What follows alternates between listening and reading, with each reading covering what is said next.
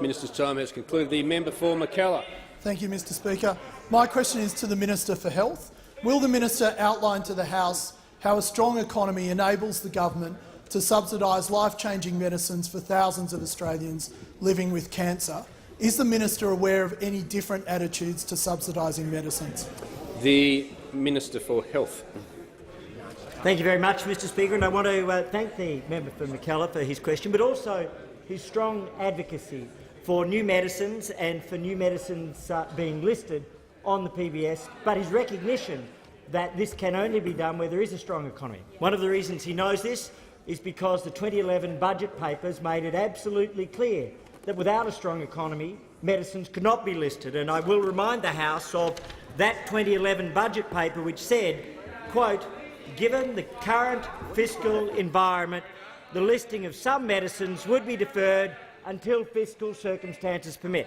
And those medicines were severe asthma, chronic obstructive pulmonary disease, deep vein thrombosis, endometriosis, IVF and schizophrenia, amongst other things. Fortunately, fiscal circumstances now permit the listing of every medicine that the medical experts recommend. That is the policy and that is the practice of this government. And the fiscal circumstances have seen 1 million extra jobs created, a transformation of the nation's finances and the ability to ensure that every medicine that the experts recommend will be listed. In that context, I was privileged and pleased to announce recently that four new cancer medicines would be listed on the PBS.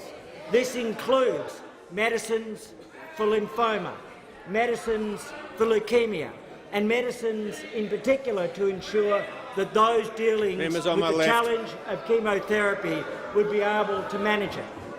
One important medicine, however, was the listing of Opdivo for head and neck cancer.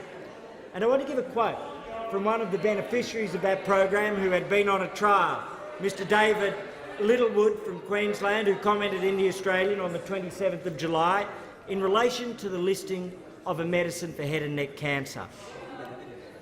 "This immunotherapy was my last chance to tackle terminal cancer. It is a life-saving therapy. I would just be another number if it wasn't for it." And that is the medicine Opdivo. 1,000 patients will benefit from that listing.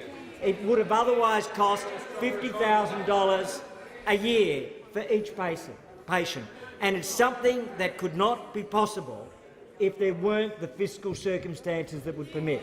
It's something that would not be possible if the nation's economy was not healthy. So it's why we do our work, both in terms of the economy, why we do our work as members of the parliament, and why this government focuses so much on the fact that if you can get the fiscal circumstances right, you can deliver these new medicines to Australians. That's the right thing to do in government, and it's the right outcome.